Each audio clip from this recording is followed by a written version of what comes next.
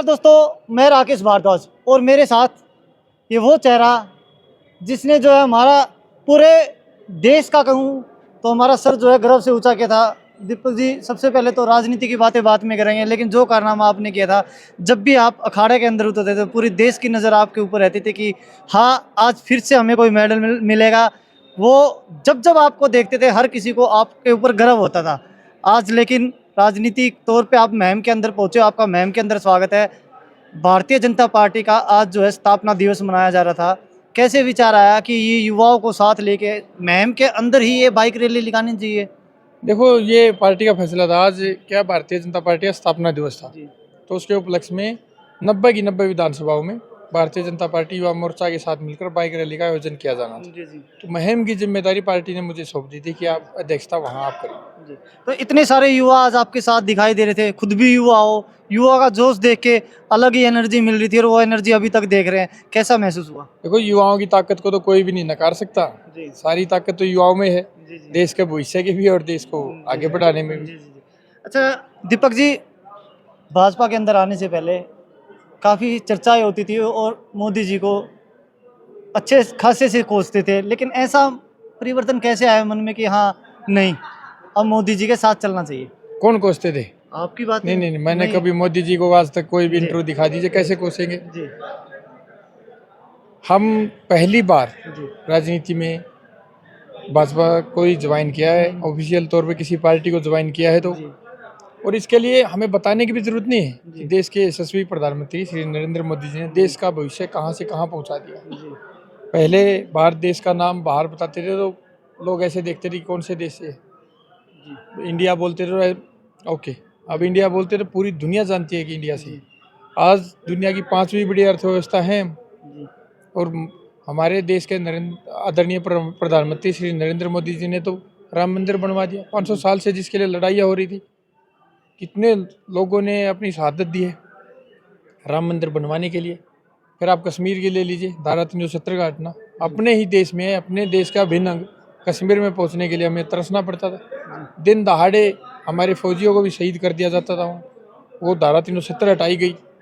फिर खेल के क्षेत्र में आ जाइए आप, पिछले एशियन गेम्स में 221 मेडल भारत देश ने जीते हैं, एशियन और पैरा एशियन गेम में मिला। तो खेल का भविष्य भी कहाँ से कहाँ पहुँच गया है। आज हमारे जैसे खिलाड़ी जो इतना मान सम्मान दिया जा रहा है, सब नरेंद्र मोदी जी की बदौलत है कि खेलों के क्षेत्र में इतना पैसा है। आज हर माँ बाप अपने बच्चों के खेलों में डालना चाहता है, क्योंकि करोड़ों की धनराशि मिलती है, बड़े बड़े सरकारी पद मिल रहे हैं। सब हमारे आदरणीय प्रधानमंत्री जी की खेल नीतियों की बदौलत है। हरियाणा के अंदर मुख्यमंत्री भूपेंद्र सिंह हुड्डा, पूर्व मुख्यमंत्री जिनकी बात करें हम, अक्सर बार बार जो है भाजपा के ऊपर जो है आरोप लगाते हैं कि खिलाड़ियों का कैरियर जो है वो खराब कर दिया, क्योंकि हमारे टाइम में जो है बहुत सारी नौकरियां दी जाती थी। पहले कितने मेडल आते थे और अब कितने मेडल आते हैं? पहले खिलाड़ियों के पास कितने ऑप्शन होते थे? खेलो इंडिया स्कीम, खेलो इंडिया यूनिवर्सिटी गेम स्कीम, ये इतने सारे खेल स्टार्ट करके खिलाड़ियों का भविष्य कहाँ से कहाँ पहुँच गया है। आज खिलाड़ियों को स्पॉन्सर के लिए OGQ स्कीम, टॉप स्कीम, ये स्कीमों के तहत खिलाड़ियों को ट्रेनिंग में भी मदद मिले, उनको मासिक भत्ता तक दिया जाता है। आज भारत देश का खिलाड़ी विदेशों में ट्रेनिंग कर रहा है, उनकी ट्रेनिंग के ऊपर ही 15-15, 20-20 करोड़ रुपए खर्च किए जा रहे हैं। तो खेलों की सुविधाएं बढ़ी है घटी है? अच्छा दीपक जी, बात करें राम मंदिर का, आपने जिक्र किया, या फिर धारा 370 की बात करें, या फिर आपने कहा कि जवानों के लिए हर वो काम जो भाजपा करती है, आपने भी देखा है कांग्रेस हमेशा सवाल उठाती है। राम मंदिर बना तो उसका विरोध किया गया। विपक्ष का काम क्या होता है? विपक्ष होता किस लिए? सवाल उठाने के लिए होता है। अब अनाप शनाप बोले जाएंगे, कुछ ना कुछ बोले जाएंगे, उनका काम ही वही है।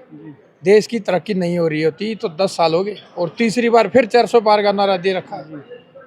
आप हरियाणा की बात उठा लीजिए, भारतीय जनता पार्टी ने अपने 200 के 200 लोकसभा उम्मीदवारों को उतार रखा है और सब जोरों शोरों से तैयारियां चल रही है। विपक्ष का तो जो 9 लोकसभा सीटें उनमें एक भी प्रत्याशी नहीं अब तक घोषित हो रहा है। तो क्या आप चुनाव लड़ेंगे और क्या जमीनी मुद्दे उठा रहे हैं? आप सिर्फ लोगों को गुमराह किया जा रहा है।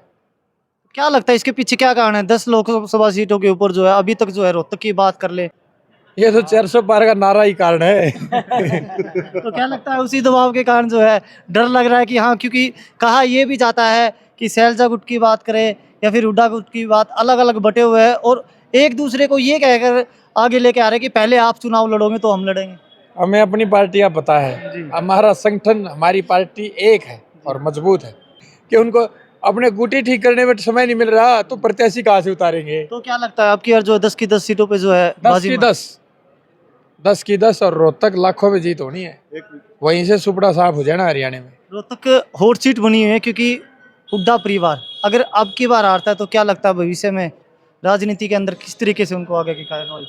हमें अपनी पार्टी का पता है, भारतीय जनता पार्टी देश के भविष्य को सुधार रही है। हमारा 400 पार का नारा सार्थक होना है और हरियाणा की 10 की 10 सीटें। तो दीपक जी जिस 24 के चबूतरे पे आप खड़े हो यहाँ से जो है बड़े बड़े फैसले लिए जाते हैं इसके बारे में आपको पता भी होगा और इसके जस्ट साथ लगते ही हमारा जो स्टेडियम भी है जहाँ पे जो वेट लिफ्टिंग भी चलती है और भी बहुत सारे गेम होते हैं, साइंस सेंटर भी बना है लेकिन वो सुविधाएं मिल नहीं पाई यहाँ के खिलाड़ियों को जो मिलनी चाहिए थी। कोच का अभाव है, एक खिलाड़ी होने के नाते किस तरीके से क्या देखते हैं, कुछ फायदा तो मिल देखो, पाएगा? ये लोकतंत्र है। पहली बात तो यहाँ से आपने जिस भी प्रत्याशी को चुनना है वो जनता का फैसला, लोकतंत्र है। तो मैं तो मानूंगा कहीं ना कहीं कमी जनता की है। एक अच्छे प्रत्याशी को चुनना था, अभी भी समय है। अच्छे प्रत्याशी को चुनेंगे, भारतीय जनता पार्टी को चुनेंगे तो विकास होगा। जहाँ पूरे देश में विकास हो रहा है, दूसरे खेलों का हो रहा है, दूसरे खिलाड़ियों का हो रहा है। तो मैं तो ये बोल रहा हूँ जितने मेरे युवा साथी और खिलाड़ी इस क्षेत्र में इस कमी से जूझ रहे हैं उनको आगे कोई कमी नहीं होगी। हमने इस क्षेत्र में कदम भी इसलिए रखा है ताकि जो मूलभूत सुविधाओं की आप जो जिक्र कर रहे हैं मैंने भी अपने बचपन में शुरुआती दिनों में झेली। मेरा यही प्रयास रहेगा कि मेरे जो युवा साथी जो अपनी खेल की दुनिया में शुरुआत कर रहे हैं उनको इन परेशानियों का ना सामना करना। जो जिम्मेदारी आज आपको सौंपी थी, स्थापना दिवस था, बाइक रैली आपने निकाली, क्या इससे जो है कहीं ना कहीं एक अपनी ताकत दिखाने का भी मौका मिला कि हाँ आगे आने वाले भविष्य में अगर यहाँ से टिकट की दावेदारी भी ठोक सकते हैं? देखो ये पार्टी का फैसला है, मुझे एक जिम्मेदारी दी गई थी और मुझे तो बहुत बड़ी खुशी है मुझे तो कि इतनी भारी संख्या में युवा साथी साथ में मिलकर आज इस रैली को बहुत ही भव्य बना दिया।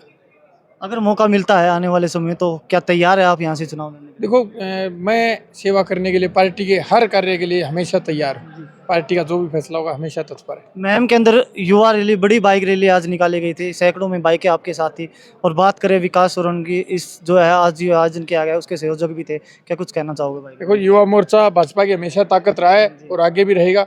युवा मोर्चा की ताकत ही थी जो आज इतने भारी संख्या में युवा साथी हमारे साथ थे। देश का भविष्य भी युवाओं के साथ है। विकास जी, दीपक भाई यहाँ पहुंचे, हर कोई टीवी में इनको देखना पसंद करता था कि हाँ हमारे देश का जो है गर्व है। मैम के अंदर आज पहुंचे हैं, एक बड़ी युवा रैली निकाली, कैसा लगा? पहले तो मैं आपके चैनल के सभी दर्शकों को नमस्कार करना चाहूँगा। दूसरी, हमारी भारतीय जनता पार्टी के यही संस्कार हैं जी। दीपक भाई को जब ये जिम्मेदारी सौंपी गई, ये तुरंत हमारे पास यहाँ आए और हमने रूट मैप तैयार करके इस कार्यक्रम को इतना सफल बनाया। हमारे संस्कार दिखाते हैं कि जिसको जो जिम्मेदारी जहाँ दे दी जाती है, जैसे हमारा एक संगठन का नारा है कि जब कोई भी आदेश सूचना हो जाती है उसके बाद सोचना नहीं होता, तो वही काम हमने यहाँ किया है। हमारे को जैसे ही पार्टी ने आदेश दिया कि भाई आपको एक युवा मोर्चा की तरफ से जो बाइक रैली का आयोजन करना पार्टी स्थापना दिवस पर, उस पर हमने जो आयोजन किया है इसमें उत्साह जो युवाओं का था वो अपने देखने ही बनता है कि जो युवा हैं वो कितनी भारी संख्या में आए हैं और उनका जो उत्साह था वो कितने चरम पे था। और आज के समय पे भारतीय जनता पार्टी के संस्कार की बात ये है जी कि युवाओं के मुंह पे आज जय श्री राम का नारा होता है। जो युवा हमारे कह सकता हूँ मैं बेरोजगारी और नशे के एक अंधकार की तरफ धकेले जा रहे थे, आज वो युवा दोबारा से उठ खड़े होते हैं और वो जय श्री राम का नारा बुलंद करते हैं। और भारतीय जनता पार्टी की जो व्यवस्था है बिना पर्ची बिना खर्ची की नौकरी के, तो उन्होंने विश्वास है कि भाई वो भी यहाँ तैयारी करके एक सरकारी नौकरी पा सकते हैं और कोई भी खेल हो उसमें अपने जो दाव पेच आजमाएंगे तो वो भी दीपक हुड्डा भाई साहब के साथ पूरी बुलंदियों को छू सकते हैं। ये चीज़ें ये भारतीय जनता पार्टी ने ही करके दिखाई हैं। दीपक जी, खिलाड़ी रहे हो, देश का नाम रोशन किया, हमारा नाम रोशन किया है, कहीं ना कहीं अब जिस और कदम रखने जा रहे हो, केजरीवाल जी जब आंदोलन हुआ था तो उन्होंने एक बयान दिया था, ये कुर्सी पता नहीं क्या है, इससे चिपकते ही कुछ ना कुछ जो है लोग भ्रष्ट हो जाते हैं। उम्मीद करते हैं आपके साथ ऐसा ना हो, क्योंकि अर्जुन अवार्ड जो आपने प्राप्त किया।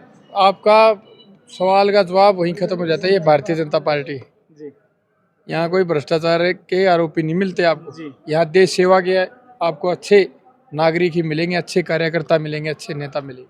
तो भ्रष्टाचारियों को अपनी ओर ले तो लिया जाता है ना? नहीं, कहाँ ले लिया जाता है? बहुत सारे नेता जिनके ऊपर भ्रष्टाचार के आरोप लगते हैं, भाजपा पार्टी में आते हैं बिल्कुल बेदाग हो जाते हैं। ऐसा एक भी केस नहीं कि वो आते ही बेदाग हो जाता है। आते ही बेदाग नहीं होता। किसी व्यक्ति ने अगर पुराने समय में कुछ कार्य किया और उसको लंबा अरसे हो गया है, अगर वो सही तरीके से रह रहा है फिर वो अपनी गलती सुधारना चाहता है, वो एक अलग मैटर है। आप बोल रहे आते ही बेदाग कोई नहीं हुआ आज तक।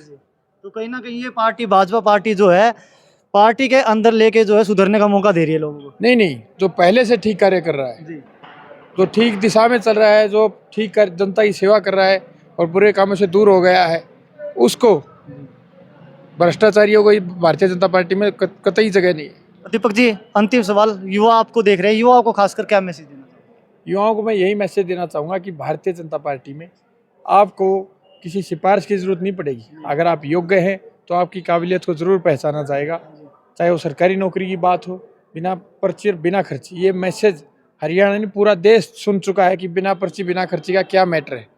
भारतीय जनता पार्टी में ना आपको पर्ची चाहिए ना खर्ची। अगर आपने टेस्ट क्लियर किया तो आपको सरकारी नौकरी मिलेगी। वही खेल की दिशा में भारतीय जनता पार्टी ने खेलों की दुनिया में इतना सारा अथाह पैसा कर रखा है।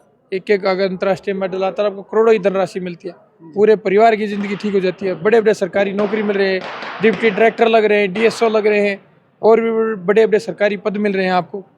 तो आपका भविष्य बहुत उज्ज्वल है। आप युवाओं को इसी मजबूती के साथ, इससे भी और ज़्यादा मजबूती के साथ, देश की सबसे बड़ी पार्टी के साथ मिलकर, कंधे से कंधा मिलाकर अभी 400 पार के नारे को सार्थक करना है और भारत देश को दुनिया की सबसे बड़ी अर्थव्यवस्था की ओर बढ़ने में अपना सहयोग देना है। तो दोस्तों, ये थे हमारे साथ दीपक हुड्डा जी, आपके अपने हीरो। अक्सर आप इनको देखते रहते हो, पहचान बताने की इनकी जरूरत नहीं है, लेकिन फिर भी मैंने इनका परिचय दिया। अभी के लिए इतना ही, मिलते हैं नेक्स्ट वीडियो में। Thank you very much. जय श्री राम। जय श्री राम।